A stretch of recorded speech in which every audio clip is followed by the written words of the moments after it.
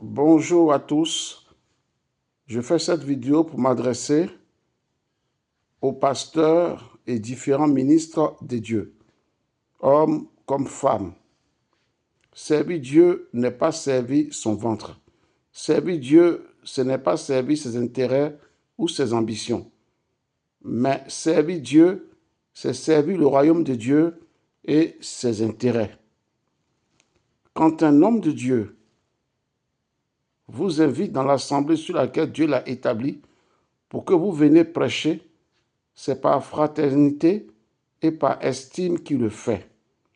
Et c'est parce qu'il vous donne sa confiance. Oui, votre collègue pasteur vous invite dans son assemblée, l'assemblée sur laquelle Dieu l'a établie, pour que vous veniez prêcher, édifier le peuple de Dieu. C'est parce qu'il vous estime, il vous fait confiance. Et il s'est dit que vous êtes un homme de Dieu et qu'il vous invite pour venir édifier le peuple de Dieu. Alors, ne trahissez jamais la confiance de cette personne, car il y a des allées qui sont sans retour. Oui, ne trahissez jamais la confiance de la personne qui vous invite dans son assemblée pour venir prêcher la parole de Dieu, pour venir édifier le peuple de Dieu. Ne trahissez jamais sa confiance, parce qu'il y a des allées qui sont sans retour. L'Église en tant qu'une assemblée est une bergerie que Dieu a confiée à l'un de ses serviteurs en tant que berger. Et c'est lui qui est le berger de cette assemblée.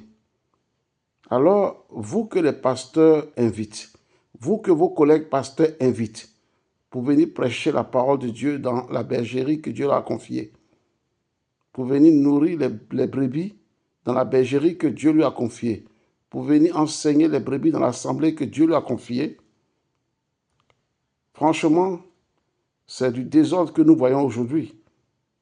Et je m'adresse à des pasteurs qui sont avides, qui ne pensent qu'à s'enrichir, qui ne pensent que franchement, à mettre le matériel devant et mettre la parole de Dieu derrière. Oui, c'est la même image que le Seigneur nous a donnée. Ils mettent la charrue avant et ils mettent les bœufs après. Mais qui va tirer la charrue? Ce sont les bœufs. Ne mettez pas le matériel devant et puis l'évangile derrière. Donc, quand vos collègues pasteurs vous invitent dans les assemblées sur lesquelles Dieu les a établis là, n'allez pas détourner les brebis qui sont là-bas pour aller faire vos églises. N'allez pas prendre les brebis que Dieu leur a confiées, des brebis qu'ils ont pris le temps d'élever, de nourrir, qui ont grandi, et vous ne connaissez même pas leur histoire. Vous venez comme ça un beau matin, vous les prenez et vous partez bâtir vos églises. Mon frère, ma soeur, on ne sert pas Dieu comme ça. On ne détruit pas une œuvre de Dieu pour aller construire une œuvre de Dieu. Ce n'est pas possible. Ça s'appelle la sorcellerie. Les pasteurs qui se comportent comme ça, là, ce ne sont pas des hommes de Dieu, ce sont des sorciers. Ce sont des sorciers. Si tu es une servante de Dieu, tu te comportes comme ça, tu es une sorcière. Si tu te dis serviteur de Dieu et tu te comportes comme ça, tu es un sorcier. Voilà. Ton ami pasteur t'invite parce qu'il t'a fait confiance. Il vient, il dit, bon mon frère ou ma soeur, viens à l'église, tu vas édifier le peuple, et viens prêcher. Il t'a invité une fois, deux fois, trois fois. Tu t'es familiarisé au peuple de Dieu. Tout le monde t'appelle papa, maman.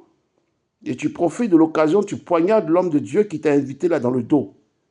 Tu prends les brebis que Dieu lui a confiées à toi, tu vas faire ton église.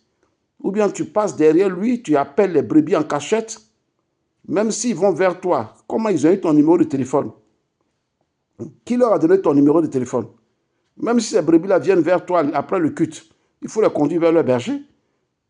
Même s'ils te demandent leur numéro de téléphone, tu dis non, allez voir votre pasteur. Moi, je ne vous connais pas, c'est lui qui m'a invité. Voilà, allez voir votre pasteur. S'il accepte de vous donner mon numéro, ça, il n'y a pas de problème. J'ai son feu vert. Et je ne peux rien faire ici sans son autorité. Alors, mes amis, ce n'est pas bien ce que vous faites. Est-ce que quelqu'un peut rentrer dans la bergerie sur laquelle Dieu t'a établi et puis faire des choses sans ton consentement, sachant que c'est toi qui es le conducteur de ces brebis-là. Tu veilles sur les âmes, comme le dit Hébreux 13, verset 17. Et tu dois rendre des comptes à Dieu. Chaque berger est établi sur une bergerie. Donc tu dois rendre des comptes à Dieu. Et les chrétiens qui ne sont même pas convertis, qui sont émotionnels là, ils vont vous suivre comme des bêtes de moutons. Parce qu'ils ne connaissent rien, ils ne veulent pas apprendre la parole de Dieu. Ils sont dans l'église, ça fait 10 ans, 15 ans. Mais eux, ils ne font que du suivisme. Dès qu'un pasteur vient, ils le suivent. Dès qu'un pasteur est invité à venir prêcher, ils le suivent. Et toute leur vie, ils vont suivre, vont aller d'église en église, d'église en église. Et après, c'est ceux-là qui vont s'asseoir à la maison pour dire, moi, je n'ai plus envie d'aller à l'église. Dieu a placé sur vous une autorité. Même s'il invite un pasteur dans l'église, que le pasteur est venu prêcher, que vous avez aimé sa prédication, ce n'est pas la peine de courir vers le pasteur. Même si vous avez des questions à lui poser suite à sa prédication, allez voir votre pasteur. Dites à votre pasteur, ah, pasteur, le pasteur que tu as invité dans la prédication qu'il a donnée là, il a dit ça, je ne comprends pas.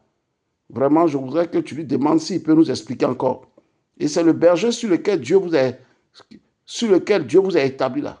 C'est à lui que vous devez vous adresser et c'est lui qui va appeler son collègue pour dire, ah, la dernière fois tu es passé à l'église, tu as donné une prédication, les enfants disent qu'ils n'ont pas compris telle chose. Bon, écoute, je vais t'inviter à nouveau, tu vas venir encore et tu vas mieux expliquer, tu vas donner les détails. Mais non, ce n'est pas ça. Vous courez après ce serviteur-là, vous demandez son numéro et lui aussi, comme il est venu avec des intérêts bien arrêtés, il travaille pour son ventre, il ne travaille pas pour Dieu, il va vous donner son contact. Et tout se passe au téléphone. Tout se passe au téléphone. Vous appelez les brebis derrière, vous dénigrez votre pasteur, le collègue qui vous a invité, vous le dénigrez. Vous cherchez quoi? Si on vous fait ça là, vous serez content? Si on vous fait ça là, vous serez content? Ce que vous faites là, vous attirez la malédiction sur vous. Au lieu d'aller pêcher dans la mer, tu viens pêcher dans l'aquarium de ton frère.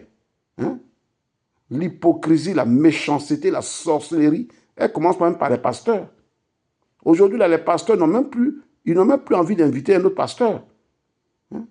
Ils n'ont même plus envie d'inviter un autre pasteur, comme ils le faisaient avant, à cause de votre sorcellerie, votre méchanceté.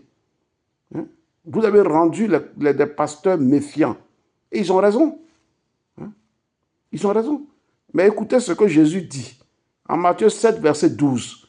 Jésus dit, tout ce que vous voulez que les hommes fassent pour vous là, faites-le de même pour eux, car c'est la loi et les prophètes. Voilà. Et dans Luc 6, verset 31, il dit encore, ce que vous voulez que les hommes fassent pour vous, faites-le de même pour eux. Toi qui te dis serviteur de Dieu, servant de Dieu, et puis un collègue pasteur t'invite, et puis tu viens, tu prends les brebis que Dieu lui a confiées, toi tu sors avec eux, tu les emmènes dans ton assemblée, ou bien tu vas crier église avec eux. N'as-tu pas entendu dire que ne soyez pas de ceux qui abandonnent leur assemblée? Tu les pousses à quitter l'assemblée ou tu les connaissais avant? Si le pasteur ne t'avait pas invité dans l'église pour que tu viennes prêcher là, tu allais les connaître? Pourquoi vous les pasteurs, là, vous êtes des sorciers comme ça là? Vous êtes méchants comme ça. Les pasteurs qui sont bons avec vous là, c'est eux là que vous faites du mal. Même si la brebis t'appelle pour dire non pasteur, j'ai telle chose à t'expliquer, tu dis bon ok. Il faut dire à ton père, il faut expliquer à ton père spirituel et dis-lui de m'appeler. S'il me donne le feu vert, il n'y a pas de problème. Je vais t'aider. Mais je ne veux rien faire derrière ton pasteur. Parce que c'est mon frère. Voilà. C'est mon frère. Je ne veux rien faire derrière lui. Tout ce que je fais, il faut qu'il soit au courant. Parce que c'est lui que Dieu a établi sur toi et il doit rendre des comptes à Dieu pour ta vie. Quand même respectez les hommes de Dieu qui vous invitent. Donnez-leur de la considération. Donnez-leur de la considération devant les brebis sur lesquelles Dieu les a établis. Mais vous faites tout au téléphone derrière eux. C'est méchant. C'est la sorcellerie. C'est la sorcellerie. Vraiment, vous êtes décevants. Mais vous allez rencontrer la justice de Dieu. Au lieu d'aller pêcher dans la mer pour gagner des âmes, Jésus a dit à Pierre, jette le filet. Il a jeté le filet où? Dans la mer. Il n'a pas jeté le filet dans un aquarium. Oui, il n'a pas jeté le filet dans un aquarium. Il a jeté le filet dans la mer qui symbolise le monde sans Christ. Au lieu d'aller pêcher dans la mer, vous, c'est dans l'aquarium, vous voulez pêcher. Vous avez déjà vu quelqu'un pêcher dans l'aquarium? Hein? C'est dans l'église, là, vous allez évangéliser. C'est les brebis que Dieu a confiées à vos collègues bergers là que vous détournez. Vous les appelez mon fils, ma fille, mon fils, ma fille. Tu connais son histoire? Tu sais où le pasteur là, il a enlevé? Hein? Tu sais comment il a souffert pour que cette brebis-là demeure dans le Seigneur? Hein? Arrêtez votre sorcellerie là, on est fatigué de vous. On est fatigué de vous. Pasteur sorcier, servante sorcière. Non, vous êtes, non, c'est révoltant, c'est révoltant. Quand je vois des serviteurs de Dieu pleurer, quand je vois des hommes de Dieu pleurer à cause de vous, mais j'ai mal. À cause de vous, ils pleurent, j'ai mal. Vraiment, repentez-vous, repentez-vous. Sinon, vous allez finir en enfer. À cause de quoi? L'argent. À cause du matériel. Hein? Le matériel que les gens laissent, ils meurent, ils s'en vont. Job dit, du sein de ma mère, je suis venu nu. Et nu, je suis sorti du sein de ma mère. Et nu, je retournerai dans le sein de la terre. Quand je venais, je n'ai rien apporté. Quand je vais partir aussi, je ne vais rien emporter. À cause du matériel. Vous faites du mal à des hommes et des femmes qui vous faisaient confiance, qui avaient de l'estime pour vous. Bande de sorciers, là, méchants, là. Vous allez rendre des comptes à Dieu. Continuez. Continuez comme ça. Si vous ne vous repentez pas, vous allez rendre des comptes à Dieu. Si vous ne retournez pas pour demander pardon à ces hommes de Dieu, à ces servants de Dieu à qui vous avez fait du mal, vous allez rendre des comptes à Dieu, bande de sorciers et sorcières. Et ça aussi, ça se dit serviteur de Dieu, ça se dit servant de Dieu. Vous passez d'église en église pour prendre les brebis que Dieu a confiées à vos frères, à vos sœurs. Vous ne pouvez pas aller évangéliser aussi pour gagner des âmes. Hein?